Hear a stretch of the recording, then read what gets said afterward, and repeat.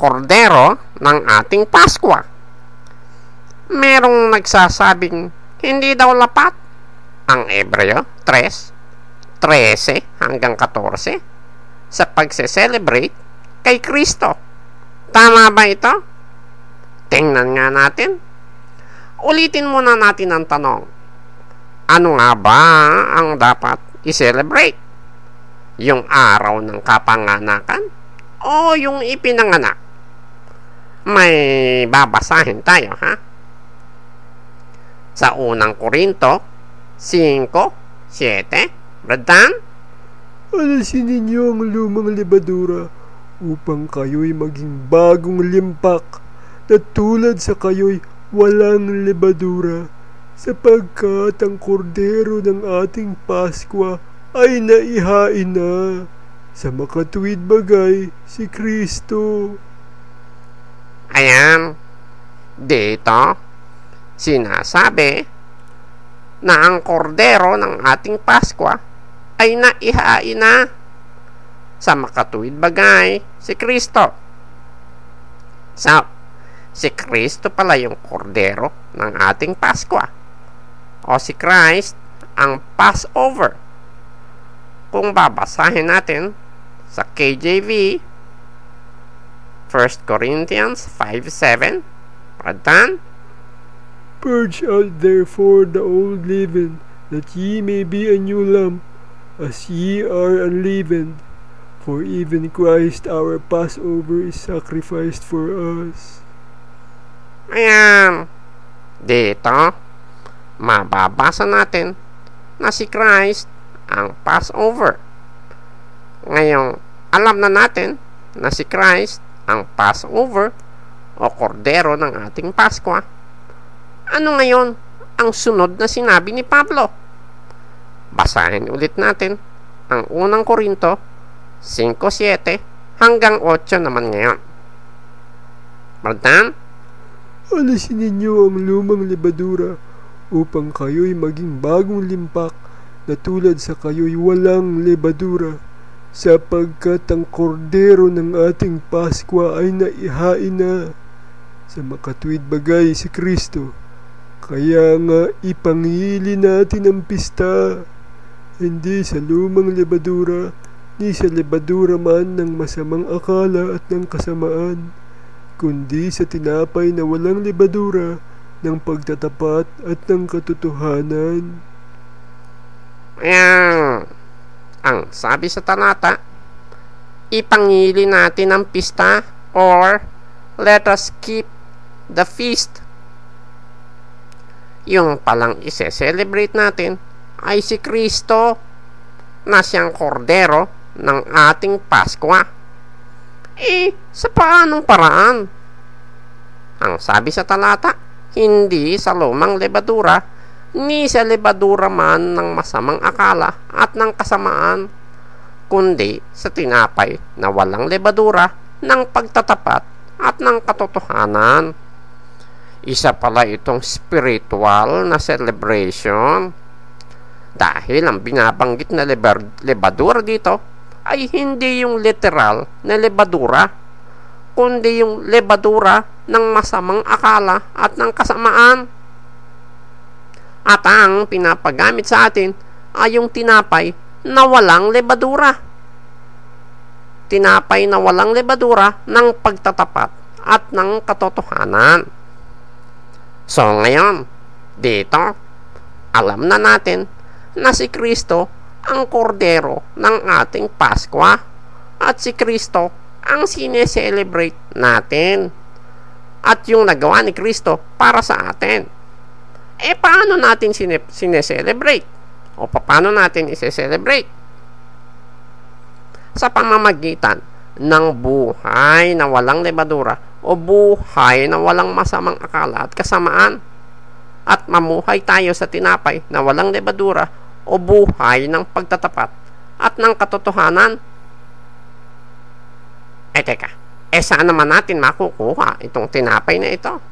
Basahin muna natin, ha? Sa 1:48 hanggang 51, Brad Dan? Ako ang tinapay ng kabuhayan. Nagsikain ang inyong mga magulang ng mana sa ilang at sila'y nangamatay. Ito ang tinapay na bumababang galing sa langit upang ang taong makakain ay huwag mamatay. Ako ang tinapay na buhay na bumabang galing sa langit. Kung ang sino man ay kumain ng tinapay na ito, siya'y mabubuhay magpakailanman. Oo, at ang tinapay na aking ibibigay ay ang aking laman sa ikabubuhay ng sanglibutan. Ayun, si Kristo pala itong tinapay na ito. At itong tinapay na ito ay galing sa langit. At si Kristo din ang magbibigay itong tinapay na ito. Paano naman tayo bibigyan ni Kristo itong tinapay na ito? Basahin natin ulit. 1:6-37, Brad Tan. Ang lahat ng ibinigbigay sa akin ng Ama ay magsisilapit sa akin, at ang lumalapit sa akin sa anumang paraan ay hindi ko itataboy. Lalapit pala tayo kay Kristo para maibigay sa atin ang tinapay na ito. So, i-review natin Hindi yung araw ng kapanganakan ang sineselebrate natin. Hindi yun.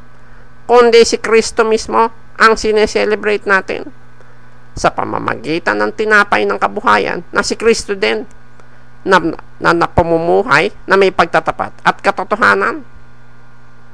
And tanong, paano natin magagawa yun?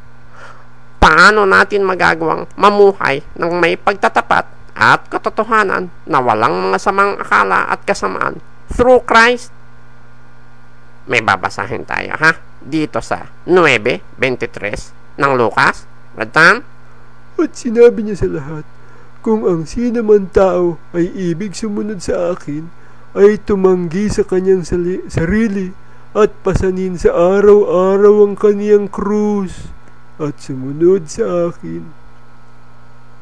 Ayan, sinasabi dito na kung gusto pala ng isang tao na lumapit at sumunod kay Kristo, tumanggi siya sa kanyang sarili. Yung sarili niyang kagustuhan at pasanin araw-araw ang kaniyang krus at sumunod kay Kristo. Ano ba itong krus na pinapapasan ni Kristo? Basahin natin 11:29-30 ng Mateo. Radtan? Pasanin ninyo ang aking pamatok at mag-aral kayo sa akin, sapagkat ako'y maamo at mapagpakumbabang puso, at masusumpungan ninyo ang kapahingahan ng inyong mga kaluluwa. Sapagkat malambot ang aking pamatok at magaan ang aking pasan. Ayan, yung palang pinapapasan ni Kristo sa atin ay yung pamatok ni Kristo. Yun yung aral ni Kristo. Kaya nga, sabi ni Kristo, mag-aral kayo sa akin. At kung papasanin natin ang aral ni Kristo, masusumpungan natin ang kapahingahan ng ating kaluluwa, sapagkat malambot ang pamatok ni Kristo at magaan ang kanyang pasan. Pero bago natin mapasan ang pamatok ni Kristo o masunod ang aral ni Kristo, meron muna tayong dapat gawin. Basahin natin sa unang 1:9. Radtan? Kung ipinahayag natin ang ating mga kasalanan, ay tapat at banal siya na tayo'y patatawarin sa ating mga kasalanan at tayo'y lilinisin sa lahat ng kalikuan.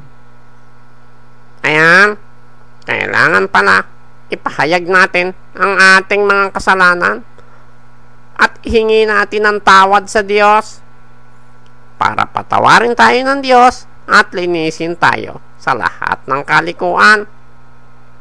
Kasi kailangan tayong muling mabuhay na kalakip si Kristo. 2:5 ng Efeso. Radtan? Bagamat tayo'y mga patay dahil sa ating mga kasalanan, tayo'y binuhay na kalakip ni Kristo. sa pamamagitan ng biyaya kayo'y nangaligtas. Yan. Inihigi na natin ang tawad ang ating mga kasalanan at tinanggap natin si Kristo at sineselebrate natin si Kristo sa pamamagitan ng pagkaalam ng aral ni Kristo at pagpasan ng kanyang pamatok o pagsunod sa utos ni Kristo araw-araw. Ngayon, kahit natanggap na ng isang tao si Kristo, may mga pagsubok na dadating sa kanyang buhay, trials, may tribulations, worries, may mga sarili tayong pasan. Ano ba dapat nating gawin sa mga pasan natin ito? Basahin natin 55:22 ng awit, Brad Tan. Ilagay mo ang iyong pasan sa Panginoon at kaniyang aalalayan ka. Hindi niya titiising makilos kailanman ang matuwid. Ayan, yun palang mga nagpapabigat sa ating pasan. Ilagay mo sa Panginoon at Diyos ang magpapasan ng pasan mo. Basahin natin 68:19 ng awit. Purihin ang Panginoon na nagpapasan araw-araw ng aming pasan. Sa makatuwid bagay ang Diyos na siyang aming kaligtasan. At dahil inilagay mo na ang pasan mo sa Panginoon at ang Diyos na ang nagpasan, hindi ka na mabibigatan sa pinasan mo at magkakaroon ka ng kapahingahan. Basta pasanin mo lang ang pamatok ni Kristo na siyang aral ni Kristo. 11:28-29 ng Mateo. Magtan? Magsiparito sa akin kayong lahat na nangapapagal at nangabibigat ang lubha, at kayo'y aking papagpapahingahin. Pasanin ninyo ang aking pamatok at mag-aral kayo sa akin, sapagkat ako'y maamo at mapagpakumbabang puso, at masusumpungan ninyo ang kapahingahan ng inyong mga kaluluwa. Kaya dito, makikita natin kung gaano kaimportante yung pagsunod sa utos ng Diyos. Kung sa bagay, kung sa Biblia natin kukunin ito naman talaga ang buong katungkulan ng tao. Basahin natin 12:13 ng Ecclesiastes. Bratan? Ito ang wakas ng bagay. Lahat ay narinig. Ikaw ay matakot sa Diyos at sundin mo ang kanyang mga utos, sapagkat ito ang buong katungkulan ng tao. At para masunod natin ang utos ni Kristo, dapat alam natin ang utos ni Kristo. At pag alam na natin ang utos ni Kristo, para matupad natin ang utos ni Kristo araw-araw, dapat nare-retain sa atin ang utos ni Kristo. Dapat maging matibay tayo doon. Basahin natin 1 Korinto 11:1-2. Maging tagatulad kayo sa akin, na gaya ko naman kay Kristo. Kayo'y aking pinupuri nga, na sa lahat ng mga bagay ay naaalala ninyo ako, at iniingatan ninyong matibay ang mga turo, na gaya ng ibinigay ko sa inyo. Ayan, dapat pala sa isang Kristiyano ang ingatang matibay ang mga turo na ibinigay ni Kristo. Ngayon, ulitin natin naihingi mo na ng tawad ang iyong mga kasalanan, tinanggap na natin si Kristo, at sineselebrate natin si Kristo sa pamamagitan ng pag-iingat at pagsunod sa utos ni Kristo. Doon na lang ba yun natatapos? Ang sagot, hindi. Hindi doon. May babasahin tayo sa Biblia Part ito ng utos ni Kristo. 13:9 ng Roma. Magtan? Sapagkat ito, huwag kang mangangalunya, huwag kang papatay, huwag kang magnanakaw, huwag kang mananakim, at kung mayroon pang ibang utos, ay nauuwi sa salitang ito. Sa makatuwid bagay, ibigin mo ang iyong kapwa na gaya ng sa iyong sarili. Ayon, ang kautusan pala na uuwi sa salitang ito, sa makatuwid bagay, ibigin mo ang iyong kapwa na gaya ng sa iyong sarili. Therefore, hindi ka pala nabubuhay para sa sarili mo. May utos na ibigin mo ang iyong kapwa na gaya ng sa iyong sarili. O ano implication? Ang implication, kung paano gusto mong maligtas, kailangang gustuhin mo ring maligtas ang kapwa mo. Dahil iniibig mo ang kapwa mo na gaya ng sa iyong sarili. At dahil sa pagkaalam natin ng totoo, na ang kaligtasan ay sa pag-iingat at pagtalima sa utos ni Kristo, gayon din ang gugustuhin natin sa kapwa natin. At para maligtas ang kapwa natin, dapat maingatan din nila sa puso nila ang kautusan ni Kristo para matupad nila yon. At para maingatan nila yon sa puso nila, ano ang kailangan? Basahin natin, ha? Ito na. Hebreo 3:12 hanggang 14. Pagtan, magsipag-ingat kayo mga kapatid. Baka sakaling mayroon sa kanino man sa inyo ng isang pusong masama na walang pananampalataya na naghihiwalay sa inyo sa Diyos na buhay. Ngunit kayo'y mangagpangaralan sa isa't isa araw-araw.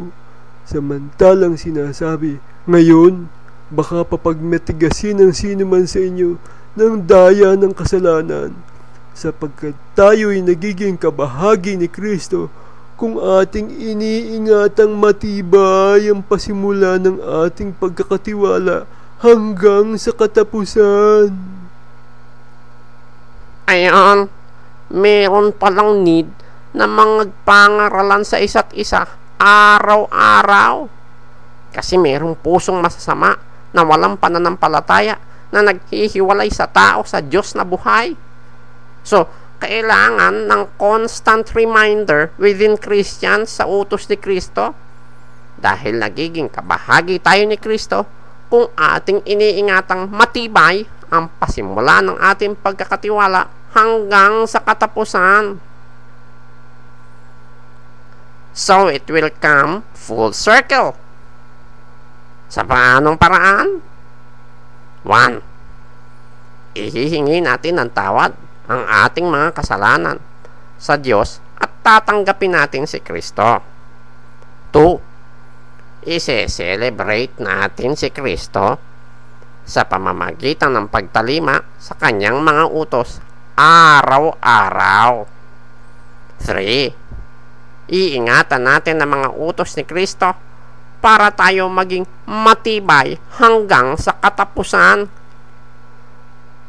4. Magpapangaralan ng isa't isa araw-araw para maging matibay kay Kristo at manatiling kabahagi ni Kristo.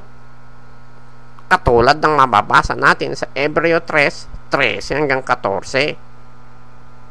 Bakit? Yun yung nasa 5. Para magkaroon tayo ng pamumuhay sa tinapay na walang lebadura ng pagtatapat at ng katotohanan at hindi sa lebadura ng masamang akala at ng kasamaan. At sa ganitong paraan, nasi-celebrate natin si Kristo dahil si Kristo ang kordero ng ating Paskwa. Yan yung sa 1 Korinto 5:7 hanggang 8. Pagtan, alisin ninyo ang lumang lebadura upang kayo'y maging bagong limpak na tulad sa kayo'y walang lebadura, sapagkat ang kordero ng ating Paskwa ay naihain na sa makatuwid bagay si Kristo. Kaya nga ipangili natin ang pista, hindi sa lumang lebadura, ni sa lebadura man ng masamang akala at ng kasamaan, kundi sa tinapay na walang lebadura ng pagtatapat at ng katotohanan.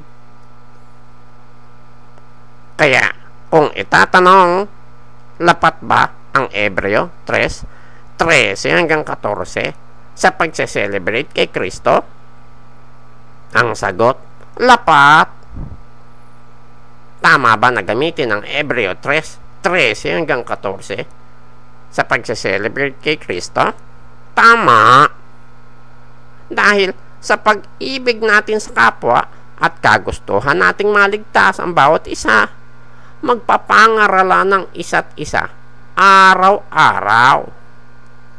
At besides ang nakasulat sa Hebreo 3:13 hanggang 14 ay utos. Anong utos? Magpangaralan ng isa't isa araw-araw.